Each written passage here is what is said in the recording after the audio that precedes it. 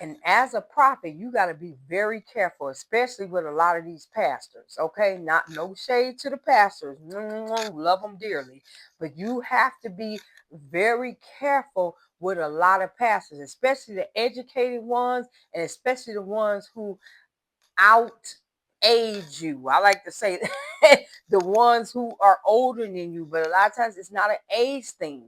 You know, there are times when it is. There's a time when it's an age thing, and there's a time when it's a formally educated thing. You truly have to be careful with the formally educated ones. If they are more educated than you are formally, we talking the ones with the MDivs and the ones with the doctorates, the Reverend Dr. Bishops. You have to be real, very careful. This is why, as a prophet, you have to have a close relationship with God. What does that mean? You have to have a daily prayer life.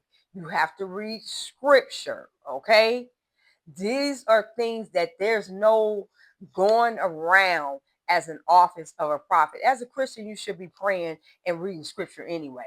But I'm saying, as a prophet, you have to stay on your post. And that is part of what staying on your post look like. Having your quiet time where you can hear from God, but you have to have your prayer closet, your scripture. You cannot just read scripture when you go to church on Sunday, and you also cannot just pray when you need something. This is something that you have to do all the time, more so, I believe, than anyone else. You have to be on it, and you got to be very careful with the educated pastors, because they will try to trip you up every single time, because they know that when a prophet comes into the ministry, it's normally for correction. It's normally because there's a lot going on that shouldn't go on in the church. And it doesn't have to be anything drastic, is what I'm saying. You know, it doesn't mean that there's false teaching